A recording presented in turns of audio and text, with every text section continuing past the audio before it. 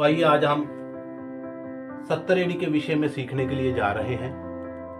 देखेंगे इसमें सत्तरेडी का जो प्रोसेस है वो कहां से शुरू होता है। जब हम उत्पत्ति की किताब को देखते हैं 11 अध्याय उसके 4 वचन को, तो वहां पर ये लोग परमेश्वर को मिलने की योजना बनाते हैं। देखते हैं हम इसको। फिर उन्होंने कहा, आओ हम एक नगर और एक गुम्मट बना लें जिसकी चोटी आकाश से बातें करे। तो ये लोग चाहते थे कि परमेश्वर को हम ऊपर मिलने के लिए और कोई योजना नहीं है, तो हम क्या करेंगे, एक ऐसा गुम्मट बनाएंगे जिसके जरिए हम परमेश्वर तक पहुंच जाएंगे। आकाश मतलब परमेश्वर से जो बातें करे, तो परमेश्वर से बातें करने के लिए ये लोग क्या कर रहे थे कि ऐसा गुम्मट बना रहे थे। इन लोगों के मन में पसी कैसे ये बात आई कि हमें एक गुम्मट बनाना चाहिए। उस समय क्या था, ऐसा माना जाता है कि जो इर्द गिर्द के देश थे, कुछ लोग ऐसे थे जो लोगों ने अपने अपने मंदिर स्थापित किए हुए थे, और वो मंदिर ऐसे स्थापित करते थे कि जो उनका घर होता था उनके घर से वो काफी ऊंचा होता था। वो इसलिए ऊंचा बनाते थे क्योंकि उनके मन में ऐसा होता था कि मंदिर जो ऊपर है तो ऊपर से परमेश्वर हमसे बातें करेगा। और वो ये लोग हैं जो गुम्मट बनाने वाले लोग हैं, इन लोगों के मन में ऐसा था कि हम घर से ऊपर नहीं बनाएंगे, हम ऐसा करेंगे सीधा परमेश्वर से बातें करने वाला गुम्मट बनाएंगे। अच्छा, तो ये लोग दूसरे लोगों को देखते थे कि उनका मंदिर जो है वो ऊंचा बना हुआ है, लेकिन फिर भी वो परमेश्वर से बात नहीं कर पाते थे। इसीलिए वो ऐसी योजना बना रहे थे कि हम ऐसा काम करेंगे जिससे हम डायरेक्ट परमेश्वर से बातें करेंगे। अच्छा, तो इसलिए ये इतना ऊंचा गुम्मट बना रहे थे ताकि परमेश्वर से सीधी बातें करें, क्योंकि दूसरे जो लोग थे उनके मंदिर भी बहुत ऊंचे होते थे। इसीलिए परमेश्वर नीचे आया और इन लोगों की भाषा को बदल दिया, क्योंकि ऐसा हो नहीं सकता था। कोई भी ऐसा नहीं इंसान है जो डायरेक्ट परमेश्वर के पास जा सके या उससे बातें कर सके। हाँ, परमेश्वर कोई ऐसी योजना बना देता है जिससे परमेश्वर मनुष्य से बातें करता है। जैसे हम अदन की वाटिका में चलते हैं, उस समय परमेश्वर ने आदम को बनाया, और परमेश्वर ठंडे समय में आकर परमेश्वर आदम और हवा से बातें किया करता था।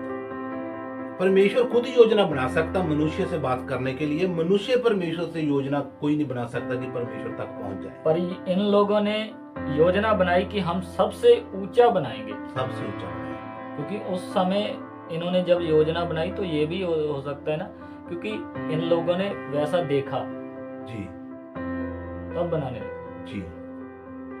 तो फिर बाद में क्या होता है, परमेश्वर अब्राहम को इस दुनिया से अलग करता है और उससे एक जाति बनाता है जिसको बाद में यहूदी कहा गया है, और एक देश को अलग करता है जिसका नाम इजराइल है। तो वहां पर परमेश्वर ने इन लोगों को एक तंबू दिया, और तंबू में परमेश्वर आकर क्या करता था, इनसे बात किया करता था, अलग अलग तरीके से बात किया करता था। ज्यादातर परमेश्वर बादल में आता था, और बादल की जो हजूरी है वो तंबू पर बनी होती थी। तो परमेश्वर नीचे आकर बात कर सकता है, मनुष्य परमेश्वर के पास ऐसे नहीं जा सकता है। इसीलिए परमेश्वर क्या करता है, इसीलिए परमेश्वर का एक दास जिसका नाम हम जानते हैं दाऊद जब देखता है कि परमेश्वर की हजूरी को कभी यहाँ पर ले जाता है, कभी वहां पर लेकर जाया जाता है, कभी वहां पर लेकर जाया जाता है, इसलिए वो चाहता है कि मैं परमेश्वर के लिए एक मंदिर स्थापित करूंगा। और वो मंदिर स्थापित करना चाहता है, लेकिन परमेश्वर उसको मंदिर स्थापित करने की मनाही कर देता है। बाद में क्या होता है, परमेश्वर का दास सुलेमान जो दाऊद का बेटा है, उसको परमेश्वर ऐसी आज्ञा देता है, और जहां पर दाऊद ने मंदिर के लिए जमीन खरीदी हुई थी, वहां पर दाऊद का बेटा सुलेमान उस मंदिर को स्थापित करता है। देखिए दूसरा इतिहास 3 अध्याय और उसका पहला पद। तब सुलेमान ने यरूशलेम में मोरिया नामक पहाड़ पर उसी स्थान में यहोवा का भवन बनाना आरंभ किया, जिसे उसके पिता दाऊद ने दर्शन पाकर यबूसी और नान के खलिहान में तैयार किया था। तो ऐसा करके क्या करता है परमेश्वर, सुलेमान को उत्साहित करता है, वो परमेश्वर का मंदिर बनाता है। वो परमेश्वर का मंदिर क्यों बनाया गया था? जो मनुष्य क्या कर रहा था, परमेश्वर से मिलने की योजना कर रहा था, और परमेश्वर ने मंदिर के जरिए इन लोगों को मिलना शुरू किया।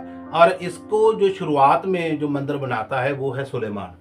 सुलेमान जब मंदिर बना देता है, इसको तैयार कर देता है, तो परमेश्वर की हजूरी जो मंदिर पर आती रहती है और मंदिर में सभी कुछ ये करते हैं। और ये इन लोगों को परमेश्वर इस बात का सबूत देता है कि वाकई जो मेरी हजूरी है वो आपके भीतर है। वो कैसे बादल से परमेश्वर आता था और इन लोगों से बातें किया करता था, और परमेश्वर की हजूरी आती रहती, जाती रहती, आती और जाती रहती, कंटिन्यू उस मंदिर पर नहीं रहती थी। ठीक है। और बाद में क्या होता है, ये लोग परमेश्वर की महिमा नहीं करते। ये लोग क्या करते हैं, बीच बीच में परमेश्वर की महिमा करते हैं, बीच बीच में अन्य देवताओं की महिमा करते हैं। इसीलिए परमेश्वर इनसे काफी बार जो नाराज भी होता है।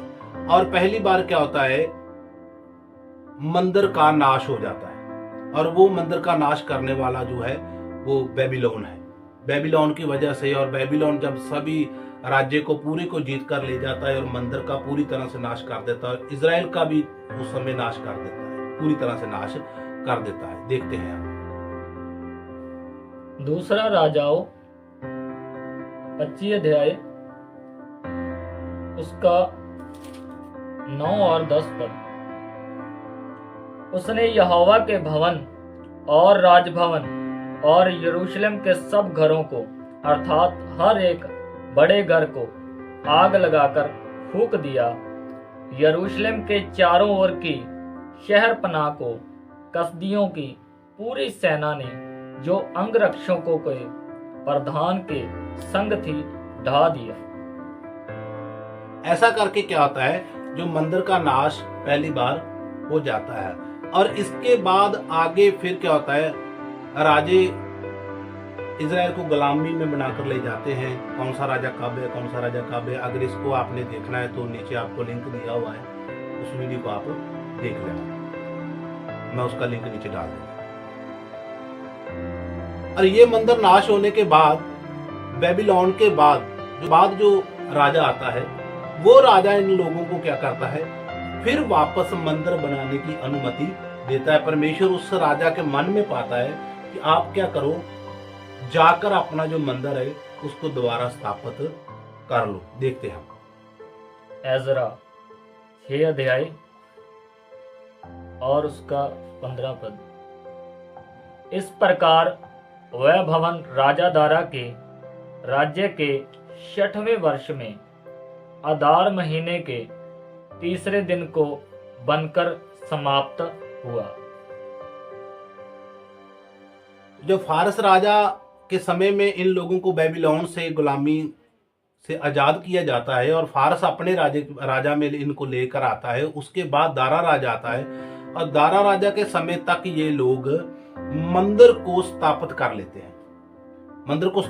लेते हैं, लेकिन इसके बाद काफी लंबा समय चलता है, और लंबे समय के बाद क्या होता है, ये लोग, इजरायली लोग, रोम के गुलाम हो जाते हैं। जब रोम के गुलाम होते हैं, उस समय जो इनका दारा के समय में मंदिर स्थापित हुआ है, उस समय रोम के झगड़े के कारण थोड़ा मंदिर का नाश हुआ था। लेकिन जैसे ही रोम इजराइल पर हेरोदेश को ठहराता है, हेरोदेश क्या करता है, इनके मंदिर को उससे भी बड़ा बना देता है, उससे अच्छा बना देता है।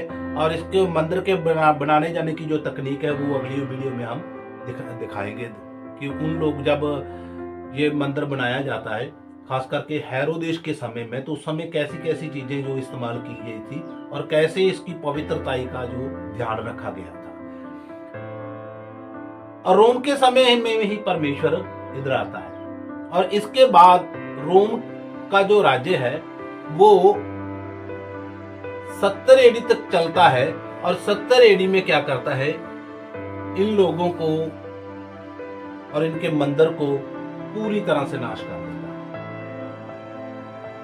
देखिए, जो 70 एडी का प्रोसेस है, जब तक हम इसको नहीं देखेंगे हमको बाइबल समझ में नहीं आएगी, क्योंकि बाइबल में जो भविष्यवाणी है वो मैं ये मानता हूँ 70% जो भविष्यवाणी है उसमें से 20% जो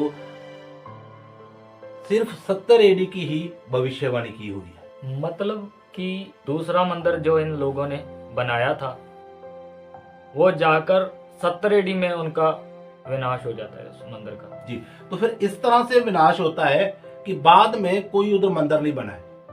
तो ये भी बात पक्की है, इसके बाद कोई मंदिर नहीं दोबारा बनेगा। अगर बनेगा तो वो परमेश्वर की ओर से नहीं होगा, वो किसकी ओर से होगा? खुद यहूदियों की ओर से होगा। वो मंदिर जैसा भी बनाएंगे, जो भी बनाएंगे, वो यहूदियों की ओर से होगा, परमेश्वर की ओर से नहीं होगा। क्यों नहीं होगा? क्योंकि परमेश्वर ने वो मंदिर को 70 एडी में नाश कर दिया और उसके बाद एक नया मंदिर तैयार किया, वो है मनुष्य। आज परमेश्वर का मंदिर वो मनुष्य है और मनुष्य के अंदर परमेश्वर रहता है, ना कि उस मंदिर के ऊपर। आपके कहने का मतलब है कि जो परमेश्वर से मिलने की योजना उत्पत्ति की किताब 11 अध्याय और 4 आयत से चला और आगे हम जब पढ़ते हैं और मिलाप का तंबू बनवाया, फिर मंदिर बनवाया और उसके बाद दूसरी बार फिर उन्होंने मंदिर बनाया और ये सब प्रोसेस आकर 70 एडी में सब सिस्टम खत्म हो जाता है। और इसी बात की भविष्यवाणी की गई है। जो 70 एडी की भविष्यवाणी है, क्या वो हमको पवित्र बाइबल में मिलती है? बिल्कुल मिलती है। तो सबसे पहले हम देखते हैं 70 एडी से पहले, यानी 4 वर्ष पहले जो इन लोगों की घेराबंदी हुई थी, यानी रोम ने इजराइल को पूरी तरह से घेराबंदी किया। और वो घेराबंदी क्यों की? क्योंकि वो नहीं चाहते थे कि इजराइल में कोई भी एक ऐसा मनुष्य बच जाए जो बाद में फिर आजादी की बात करे। ऐसा तो ऐसी भविष्यवाणी पहले की हुई थी। जैसे हम देखते हैं यीशु मसीह भी इन लोगों की भविष्यवाणी करता है। देखते हैं हम लूका, तो यहां पर क्या है, इजराइल का जो घेराबंदी का समय है उसी समय की बात यीशु मसीह कर रहा है। तो हमें यह बात ध्यान रखना है, ये प्रोसेस है जो वो सलीब से पहले का है, यानी यीशु मसीह सलीब पर अभी बलिदान नहीं हुआ है। और जब वो बात करता है तो बात करता है सलीब से आगे की, यानी जब इन लोगों का नाश होने वाला है उस समय की बात कर रहा है। लूका की किताब 19 अध्याय 41 पद। जब वह निकट आया तो नगर को देखकर उस पर रोया और कहा, क्या ही भला होता कि तू ही इसी दिन में कुशल की बातें जानता। यीशु सलीब से पहले ही इस बात की भविष्यवाणी कर रहा है और उस नगर को देखकर रो रहा है कि क्या अच्छा होता कि अगर आप पहले इस बात को जान जाते कि मैं क्या करने आया हूं, या फिर इससे पहले जो भविष्यवाणी आपके लिए की गई थी उनसे आप सीख जाते तो आपका नाश ना होता। जी, परंतु अब वे तेरी आंखों से छिप गई है। सभी बातें जो पीछे लिखी हुई है आपकी आंखों से छिप चुकी हैं, आप उनको नहीं देख पाए। जी, क्योंकि वे दिन तुझ पर आएंगे कि तेरे बैरी मोर्चा बांधकर तुझे घेर लेंगे। तो ये कब हुआ था? 67 एडी में, यानी 70 एडी से 4 वर्ष पहले ही इन लोगों को घेर लिया गया था, मोर्चा बांधकर घेर लिया गया था रोम के द्वारा, ताकि इन लोगों को किसी भी तरीके से कोई भी इन लोगों में से बचे ना, सभी को मारना चाहता था। ये तो परमेश्वर का अनुग्रह है कि उस समय तक परमेश्वर बलिदान होकर कलीसिया स्थापित हो चुकी थी और कलीसिया में जो लोग थे वो परमेश्वर ने उस समय बचा लिए थे।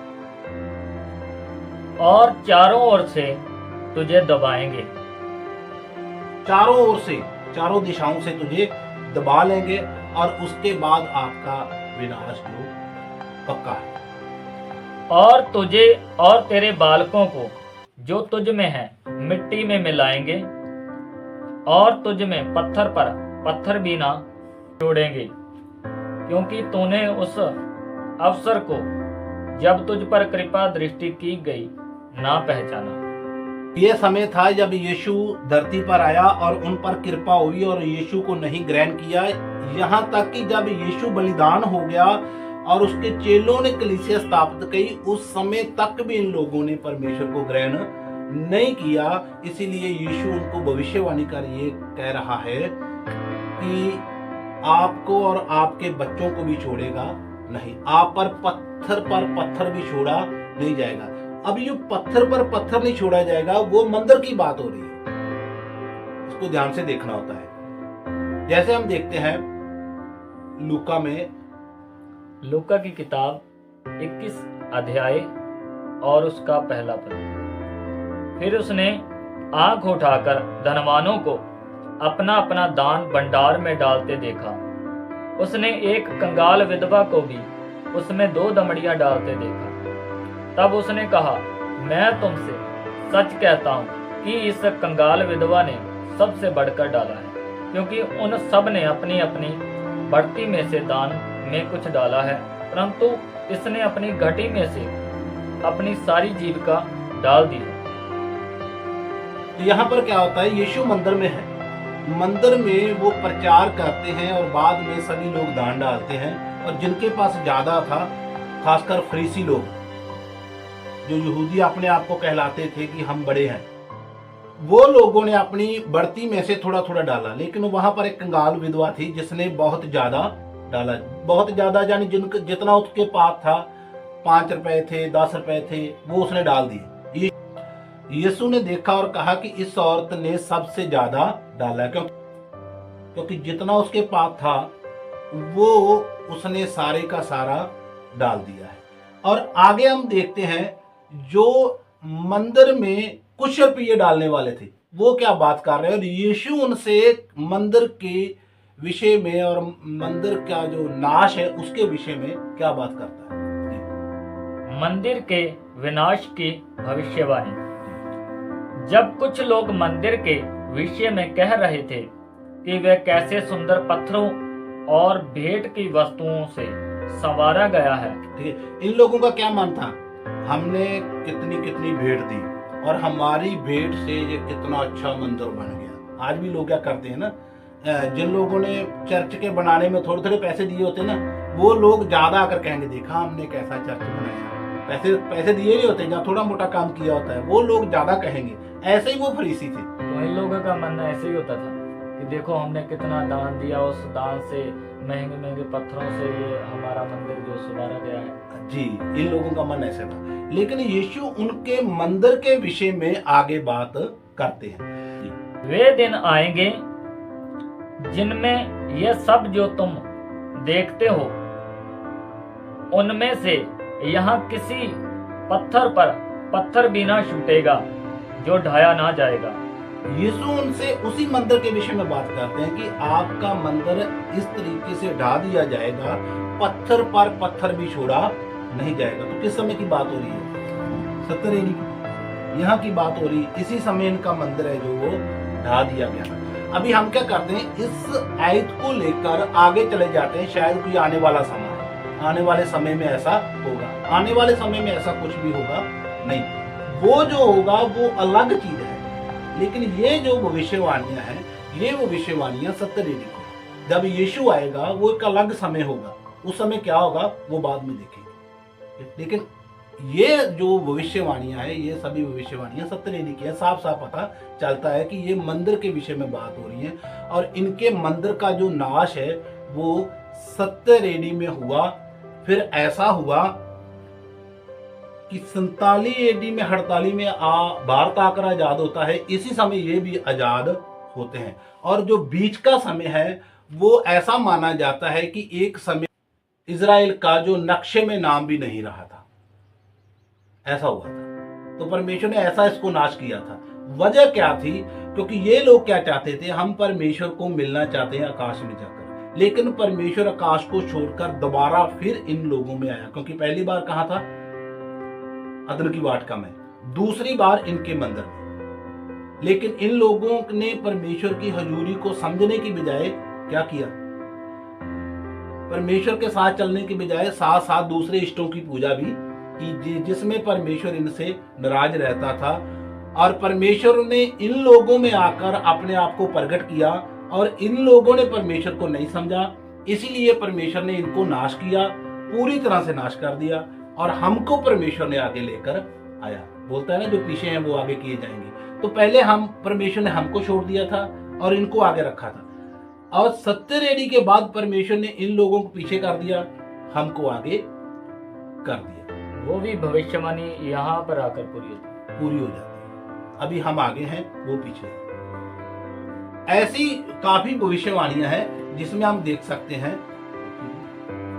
आगे देखते हैं हम, तो आगे हम 20 आयत को भी देखेंगे। जब तुम यरूशलेम को सेनाओं से घिरा हुआ देखो तो जान लेना कि उसका उजड़ जाना निकट है। इसके पीछे लिखा हुआ है ना कि कुछ ऐसी बातें हैं जो होने वाली है। उस समय जो सूरज है वो काला हो जाएगा, चंद्रमा भी ऐसा काला हो जाएगा, ऐसा करके लिखा है। तो वो उस समय की भविष्यवाणी को समझना होता है। जब किसी देश को उजाड़ दिया जाए तो उनके लिए तो सब कुछ काला हो गया ना। जब किसी देश को उजाड़ दिया जाए, उनका जो धर्म स्थान उसको भी ढा दिया जाए, खत्म कर दिया जाए, तो उनके लिए तो सब अंधेर हो गया। तो वो अंधेर होने वाला जो प्रोसेस है वो उनके लिए है कि आपको ऐसा होगा कि जैसे आपके देश में कोई अंधेर हो गया है। ऐसा मत्ती में जब हम पढ़ते हैं तो वहां पर लिखा हुआ है कि ऐसा ना तो कभी इजराइल में हुआ और ना ही फिर आगे कभी होगा, ऐसा नहीं होगा। तो इसीलिए जो मंदिर को और इजराइल को घेरे में जब आप देखो तो उस समय समझ जाना कि हमारा विनाश जो पक्का आ गया है। जी। तब जो यहूदिया में हो वे पहाड़ों पर भाग जाओ। जब आपको पता लगे कि आपकी घेराबंदी शुरू हुई है, उस समय भाग जाओ। और जो यरूशलेम के भीतर हो वे बाहर निकल जाएं। जी। और जो गांवों में हो वे उसमें ना जाएं। जी। क्योंकि यह बदला लेने के ऐसे दिन होंगे जिनमें लिखी हुई सब बातें पूरी हो जाएंगी। सब बातें जो पिछली लिखी हुई हैं, वो सभी बातें जो परमेश्वर ने इजराइल से बदला लेना है वो पूरी हो जाएंगी। क्योंकि मंदिर भी खत्म हो गया, इजराइल पूरी तरह से खत्म हो गया। जो भाग सकता है भाग जाए, क्योंकि परमेश्वर का आखिरी बदला है ये। पास्टर जी, यहाँ पर जो बोला गया कि बदला लेने के ऐसे दिन होंगे, ये कौन सा बदला? ये बदला इसलिए परमेश्वर लेता था क्योंकि इन लोगों ने योजना बनाई परमेश्वर को मिलने की, लेकिन परमेश्वर ने योजना बनाई इनके बीच आने की। अभी परमेश्वर इनके बीच है, लेकिन ये लोग परमेश्वर की महिमा उस तरह से नहीं करते थे जिस तरह परमेश्वर की महिमा होनी चाहिए थी। सिर्फ परमेश्वर को छोड़कर दूसरा कोई और नहीं बीच में आना चाहिए था। लेकिन ये क्या करते थे, बीच बीच में दूसरे इष्टों की पूजा किया करते थे। इसलिए परमेश्वर इनसे बार बार बदला लेता था। पहले परमेश्वर ने मंदिर दिया, बेबीलोन के समय में परमेश्वर ने मंदिर इनका खत्म कर दिया। बाद में फिर परमेश्वर ने दोबारा इनको मंदिर दिया और दोबारा मंदिर इन लोगों ने बनाया, और फिर इन लोगों ने इष्टों की पूजा करनी शुरू की। और बाद में रोम के समय में इन लोगों को बड़ा मंदिर बना कर दिया। लेकिन फिर भी इन लोगों ने परमेश्वर की महिमा नहीं की। फिर क्या होता है, रोम के समय में यीशु खुद इनके बीच आकर प्रकट हो जाता है, और उस समय भी इन लोगों ने यीशु को ग्रहण नहीं किया, परमेश्वर का पुत्र कहकर नहीं माना। इसीलिए परमेश्वर का इन पर क्रोध रहता था। ऐसी बातों को लेकर परमेश्वर का क्रोध इन पर रहता था। और यहाँ पर जो यीशु कहता है, वो कहता है कि आखिरी जो बदला है, बड़ा बदला है, इसके बाद कोई भी ऐसा नहीं होगा। तो ऐसे में इनका बदला जो लेना जरूरी था। इसी बदले की वहां पर बात होती है। दोबारा देखो इसको। क्योंकि यह बदला लेने के ऐसे दिन होंगे जिनमें लिखी हुई सब बातें पूरी हो जाएंगी। जिनमें लिखी आखिरी बदला है, जो भी बातें पिछली लिखी हुई है वो सभी बातें पूरी हो जाएंगी। इसके बाद परमेश्वर का अनुग्रह है, किसी पर भी परमेश्वर कोई बदला लेने वाला नहीं है। जी। तो पास्टर जी यहाँ पर जो 22 पद में लिखा है कि बदला लेने के ऐसे दिन होंगे जिनमें लिखी हुई सब बातें पूरी हो जाएंगी। मतलब कि आप परमेश्वर हमसे किसी बात का बदला नहीं लेता। नहीं लेगा। परमेश्वर ने जो मिलने की योजना बनाई थी वो भी इजराइल में बनाई थी, मंदिर की योजना बनाई थी वो भी इजराइल में बनाई थी, और परमेश्वर ने खुद मनुष्य बनकर जो धरती पर आने की योजना बनाई थी वो भी इजराइल में बनाई थी। इसीलिए परमेश्वर बदला भी जो लिया 70 एडी में, आखिरी बदला लिया इन लोगों से। आज के बाद परमेश्वर किसी से कोई बदला नहीं लेगा, ना ही कोई परमेश्वर की ऐसी योजना है। हाँ, यीशु का आना बाकी है, वो ठीक है, लेकिन वो यीशु बदला लेने के लिए वापस नहीं आएगा। जो बदला लेने के लिए वापस आना था वो 70 एडी में था, क्योंकि आज परमेश्वर सभी मनुष्य जाति लोगों के लिए अपना बलिदान देकर गया और सभी को परमेश्वर प्यार करता है। और जो क्रोध ना की परमेश्वर के अंदर है, 70 एडी के बाद कोई भी चीज नहीं है। तो कई बार हम देखते हैं कि या हम इस तरह से देखते हैं कि प्रभु यीशु का जब भी आगमन होगा वो हमसे बदला लेगा या हम पर क्रोध भड़काएगा। तो ये कौन सी बात? देखिए, मैं वही बात कर रहा हूँ ना, ये सिर्फ 70 एडी की ही बात हो रही है। जब बदला लेने की बात होती है ना, तो वो समझ लो कि 70 एडी की बात है, और क्रोध की बात भी 70 एडी में यहाँ पर पूरी हो जाती है। आज सिर्फ परमेश्वर का अनुग्रह है, परमेश्वर की दया। जो लोग मसीह में हैं उन पर कोई दंड किया गया नहीं। रोमिया में जब हम 8 को देखते हैं तो उस समय लिखा हुआ कि जो मसीह में उन पर कोई दंड किया गया नहीं, क्योंकि हम परमेश्वर की कलीसिया हैं, हम परमेश्वर के बच्चे हैं। तो फिर इस बात को भी उठाते हैं कि अनुग्रह हो गया तो फिर बोलते हैं कि जो कुछ मर्जी करें। फिर ये भी बात हो जाती है ना कि बोलते हैं कि प्रभु क्रोध नहीं करेगा, परमेश्वर हम पर क्रोध नहीं भड़काएगा, बदला नहीं लेगा, तो फिर जैसे जी चाहे वैसे ही चले। देखिए, ये मूर्खता की बातें होती हैं। ये वो लोग बातें करते हैं जिन लोगों का दिमाग है वो सलीब से पीछे रहता है, घमंड में रहता है, वो लोग ऐसी बातें करते हैं। ठीक है, ऐसी बातें जब पौलुस रोम को भी कहता है, रोमी लोगों को कहता है ना कि जितना बड़ा पाप उतनी बड़ी दया, ऐसा कहता है, तो वो भी लोग पौलुस को ऐसा ही जवाब देते हैं। देखिए रोमियो में, देखिए रोमियो की किताब 5 अध्याय और उसका 20 पद। व्यवस्था बीच में आ गई कि अपराध बहुत हो, परंतु जहां पाप बहुत हुआ वहां अनुग्रह उससे भी कहीं अधिक हुआ। तो ये बात यीशु के बलिदान होने के बाद जब कलीसिया स्थापित होती है उस समय ये बात की जाती है। और पौलुस उन लोगों को कहता है कि अगर आपका पाप बहुत बड़ा है, जहां पर पाप ज्यादा है वहां पर दया भी बड़ी है। और वो रोमी लोगों का वो ही पागलपन वाला सवाल था। वो क्या कहते हैं 6 में, देखिए, तो हम क्या कहें, क्या हम पाप करते रहें कि अनुग्रह बहुत हो? तो ये लोगों का भी यही सवाल था, आज भी लोगों का यही सवाल है कि जो पास्टर जी पाला जी हैं वो क्या कहते हैं, पाप करो।